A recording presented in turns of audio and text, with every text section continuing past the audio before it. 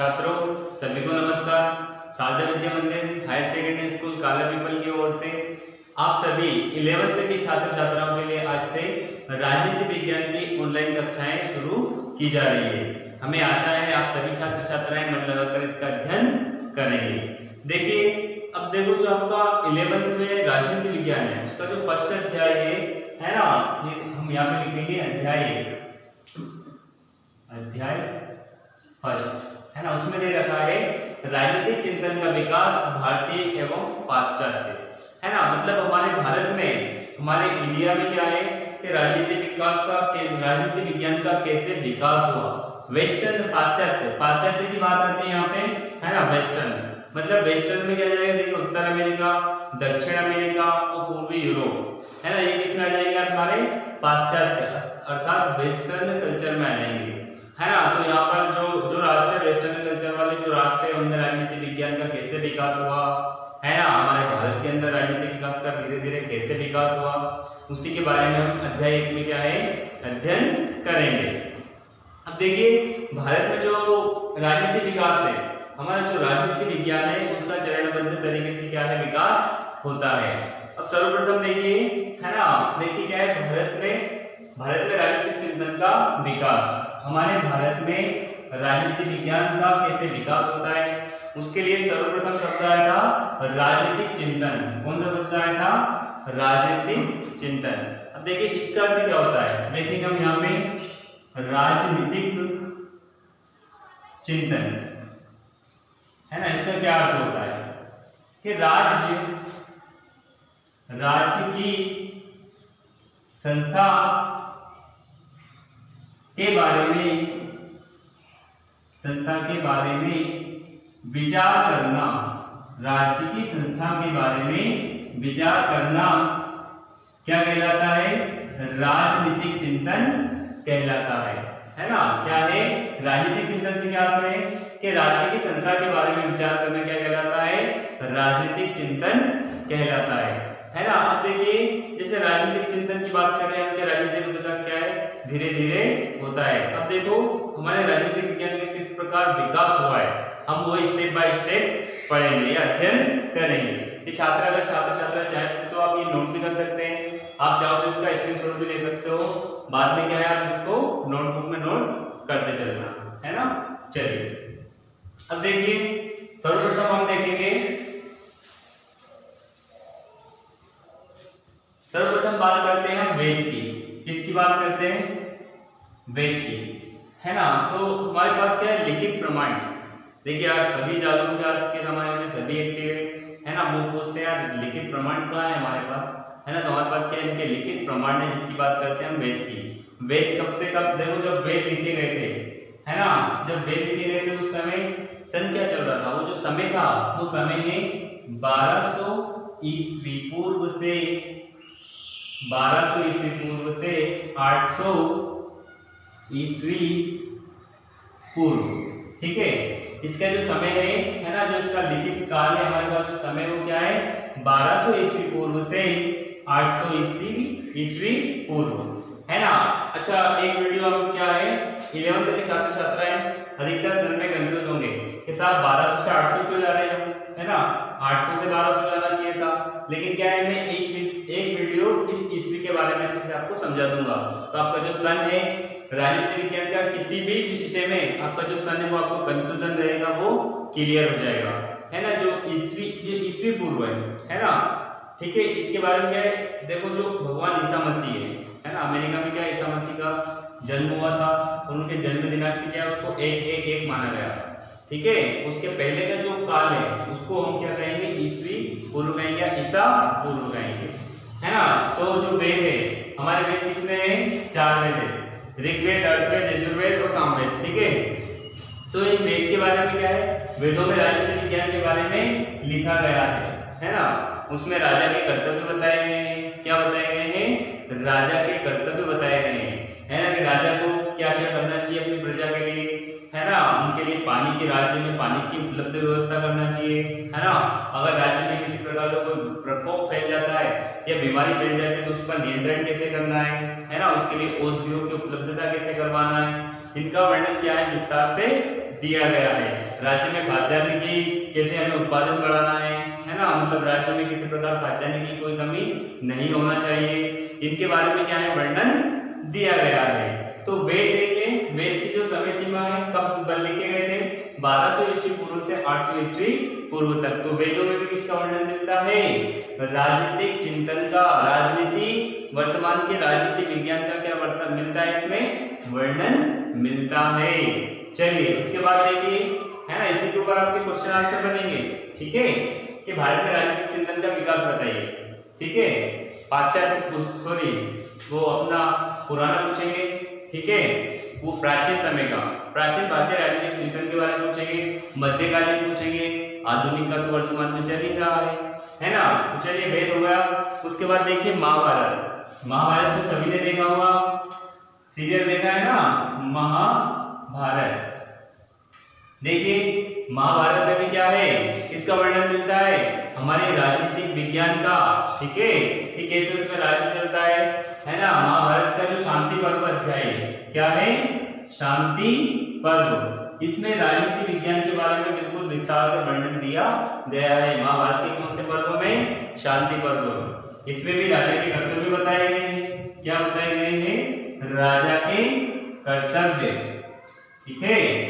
और क्या बताया गया है, इसमें क्या बताया गया है, युद्ध नीति, युद्ध नीति। देखिए महाभारत काल में युद्ध हुआ था, हम सभी ने देखा है ना, महाभारत काल में युद्ध हुआ था, उसके भी क्या नियम बनाए गए हैं, है ना, कि इस समय से इस समय तक युद्ध होगा, इसी कंडीशन पर होगा, है ना। जब शंखनाद होता है तो क्या है, युद्ध पर विराम लग जाता है, सूर्यास्त के बाद कभी युद्ध नहीं होता रण क्षेत्र में।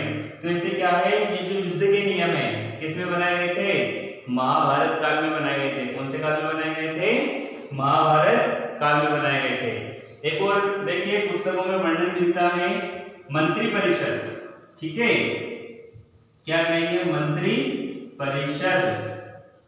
जो मंत्री परिषद का वर्णन है वो भी महाभारत के शांति पर्व में मिलता है ना। इस युग में क्या हुआ था महाभारत काल में, कि राजा का मंत्री परिषद पर कंट्रोल कम हो गया था, अर्थात उसका जो नियंत्रण था वो क्या हो गया था, कमजोर हो गया था। इसके ऊपर, मंत्री परिषद के ऊपर। लेकिन वैदिक काल में इसमें जो वर्णन दिया गया है कि राजा का जो वर्णन था, ठीक है, राजा का जो वर्णन था, मतलब उनका जो कहें हम कंट्रोल था, नियंत्रण था, वो मंत्री परिषद के ऊपर कठोर था, ठीक है। लेकिन महाभारत काल में क्या हुआ, वो कमजोर हो गया, ठीक है। उसके बाद देखिए महाभारत के बाद आता है हमारा अर्थशास्त्र।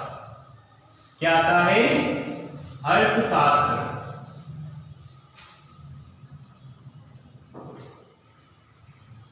अर्थशास्त्र, ठीक है। अब देखिए अर्थशास्त्र किसने लिखा है, लगभग आपने पढ़ा होगा, है ना। किसने लिखा है, आचार्य कौटिल्य ने। किसने लिखा है, कौटिल्य ने। एक और नाम है उनका विष्णुगुप्त। क्या है, विष्णुगुप्त। एक और नाम क्या है उनका, चाणक्य, आचार्य चाणक्य, ठीक है। क्या क्या नाम है उनके, देखो कौटिल्य, विष्णुगुप्त और चाणक्य। ये किसके गुरु थे, हाँ, चंद्रगुप्त मौर्य, ठीक है, जिन्होंने क्या किया था, वर्तमान में जो बिहार है ना, बिहार में किसका शासन था, घनानंद का, है ना। कब की बात है, देखो 326 ईसा पूर्व। कब, 326 ईसा पूर्व चंद्रगुप्त मौर्य क्या कहां पर बैठा था, बिहार में सिंहासन पर बैठा था, वर्तमान में जो बिहार राज्य है, ठीक है। चंद्रगुप्त मौर्य 326 ईस्वी पूर्व में कहां पर बैठा था, ठीक है, सिंहासन पर बैठा था। किसकी सहायता से बैठा था, हाँ, कौटिल्य की सहायता से, ठीक है। उन्होंने उनको युद्ध नीति में प्रशिक्षण दिया, है ना, योजनाएं बनाई। उसके बाद क्या है कि जो चंद्रगुप्त है उनको क्या है, सिंहासन पर बैठाया, राजा बनाया। उसके बाद क्या है, जो विष्णुगुप्त है, कौटिल्य क्या बने, चंद्रगुप्त मौर्य के प्रधानमंत्री बने, है ना। तो इसमें भी क्या है, देखो हमारे जो राजनीति विज्ञान है उसके बारे में विस्तार से वर्णन मिलता है। और एक और बात देखिए, इस समय देखो अर्थशास्त्र में किस किस का वर्णन मिलता है ना, राजा का वर्णन तो दे रखा है इसमें, ठीक है। और देखिए अर्थशास्त्र में आपको काय काय का वर्णन मिलेगा, राजा के कर्तव्य, राजा के कर्तव्य, ठीक है।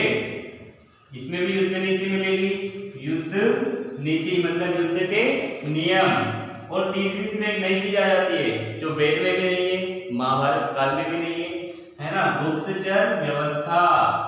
गुप्तचर व्यवस्था है ना, जो हमारी जांच एजेंसियां है जैसे कि भारत में सीबीआई है ना, सीबीआई है, वो किससे किस पर डिपेंड है, किस पर आधारित है, मतलब इसका विकास कैसे हुआ, ये चंद्रगुप्त मौर्य काल से हुआ है। ठीक है, जो चाणक्य थे हमारे विष्णुगुप्त जिसको कहते हैं, आचार्य चाणक्य के काल में क्या है, गुप्तचर व्यवस्था का क्या हुआ, विकास होता है। हमारे भारत में जितनी भी जांच एजेंसियां हैं या दूसरे राष्ट्रों की बात करें हम, है ना, तो जांच एजेंसियां कहां से बनी है, हमारे भारत से ही।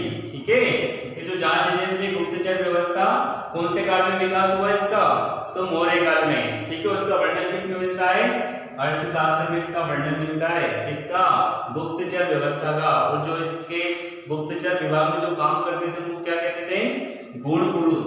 क्या कहते थे, गूढ़ पुरुष, है ना। अब इनका दायित्व क्या होता था कि राज्य में अगर कोई गलत काम होता है तो ये सीधे क्या करते थे, राजा को कंफर्म करते थे। ठीक है, कि हमारे राज्य में ऐसा हो रहा है, तो फिर क्या है, राजा उसमें क्या करते थे, सुधार करते थे, है ना। तो ये हो गई गुप्तचर व्यवस्था। और एक और देखिए इसमें कर व्यवस्था। कर व्यवस्था, है ना। अब उस समय पैसे का सिस्टम तो था नहीं, लेकिन जो हम कहेंगे फसल, ठीक है, फसल का तो उत्पादन होता था उस समय में भी, है ना। तो फसलें क्या है, कर के माध्यम से ली जाती थी। उसी से क्या है, जो कमजोर वर्ग है उनको अनाज दिया जाता था, बाकी वो जो अन्न था उसको क्या है, सैनिकों में वितरित किया जाता था और राज्य की क्या है, सुरक्षा की जाती थी। तो ये हम देखेंगे अर्थशास्त्र में जो वर्णन मिलता है ना, राजनीति विज्ञान से संबंधित मिलता है। उसमें राजा के कर्तव्य है, युद्ध नीति है, गुप्तचर व्यवस्था है, कर का सिस्टम है ना। जो क्या है कि आज भी सिस्टम चेंज हो गया, है ना, लेकिन जो व्यवस्था है वो पुराने जमाने की है ना। सिस्टम हमने क्या है, चेंज कर लिया। उस समय धन का संग्रह होता था, इस समय पैसे का संग्रह होता है ना। बड़े बड़े लोग टैक्स भरते हैं ना, और हम भी इनडायरेक्टली टैक्स भरते हैं। ठीक है, जैसे कि हम ये चौक खरीदेंगे, है ना, तो इस पे भी क्या हमने टैक्स दिया है। चौक का पैकेट अगर आप खरीदोगे, पेन खरीदोगे, कोई सी भी वस्तु खरीदोगे, तो उस पे क्या हम टैक्स देते हैं, लेकिन इनडायरेक्टली टैक्स हम देते हैं, क्योंकि कंपनी हमारी तरफ से टैक्स भरती है और उस वस्तु पे जो पैसा लेते हो टैक्स का भी उसमें क्या होता है, सम्मिलित होता है। ठीक है, अब अगला देखेंगे हम अर्थशास्त्र के बाद।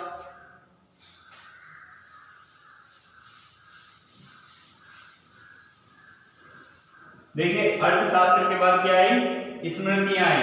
क्या आई, स्मृतियां। ठीक है, स्मृतियां, इनमें भी क्या है, युद्ध के बारे में वर्णन मिलता है, युद्ध कौशल के बारे में वर्णन मिलता है, राजा के बारे में, है ना, और राज्य में कैसे शासन संचालित होता है। ठीक है, मंत्री परिषद को कैसे हम कठोर बनाएं, है ना, राजा का कंट्रोल मंत्री परिषद पर कैसे रहे, उसके बारे में क्या है, स्मृतियों में विस्तार से वर्णन मिलता है। ये किसके बाद आती है, अर्थशास्त्र के बाद में आती है। ठीक है, उसके बाद एक और दे रखा है इसमें, शुक्र नीति सार। शुक्र नीति सार, है ना, इसमें भी क्या है, हमारे राजनीति विज्ञान का क्या है, इसमें वर्णन या अध्ययन मिलता है। शुक्र नीति के साथ देखिए अगला, है ना, बौद्ध साहित्य। बौद्ध साहित्य, इसमें भी क्या है, हमारे राजनीति विज्ञान का वर्णन मिलता है। किसमें मिलता है, बौद्ध साहित्य। और विदेशी यात्रियों का विवरण, विदेशी यात्रियों का विवरण, है ना। अब देखिए जो हमारे भारत में विदेशी यात्री आए थे, है ना, जैसे कि स्ट्रेबो है, ठीक है, कार्टियस है, क्या है, कार्टियस है, और कौन कौन है आप नाम बताएंगे, प्लनी है, प्लनी है ना, टालनी है। उसके बाद हेनसांग की बात करें हम, हेनसांग है ना, फैयान है, फैयान, मेगास्थनीज, जिसकी पुस्तक कौन सी है, इंडिका। ये मौर्य काल की है, जो मेगास्थनीज है, ठीक है, चंद्रगुप्त मौर्य के दरबार में थे मेगास्थनीज, ठीक है, और इनकी पुस्तक है इंडिका, जिसमें क्या है कि भारत में भारत के बारे में, भारत की राजनीति के बारे में, राजा के बारे में, है ना, विस्तार से वर्णन है। एक और बात बता दूं, जो इंडिका है इसमें लिखा है भारत में डाक व्यवस्था प्रचलित थी। कौन सी व्यवस्था प्रचलित थी भारत में? डाक व्यवस्था क्या थी उसमें प्रचलित थी। ठीक है, ये क्या है मेजर गणेश ने हिंदी का अपनी जो पुस्तक है उसमें लिखा है। एक और इसमें लिखा है कि जो पर्व आते थे, जैसे कि हमारे यहाँ पर्व आते त्योहार आते, उस समय राजा की सवारी निकाली जाती थी। राजा की भव्य सवारी निकाली जाती थी, है ना। ये क्या है इंडिका में विस्तार से वर्णन दिया है। तो ये हो गए हमारे क्या है प्राचीन भारतीय राजनीतिक चिंतन के स्रोत हो जाएंगे। ठीक है, क्या हो जाएंगे? प्राचीन भारतीय राजनीतिक चिंतन के स्रोत। अब हम अगले वीडियो में पढ़ेंगे मध्यकालीन भारतीय राजनीतिक चिंतन के स्रोत। ठीक है, चलिए धन्यवाद।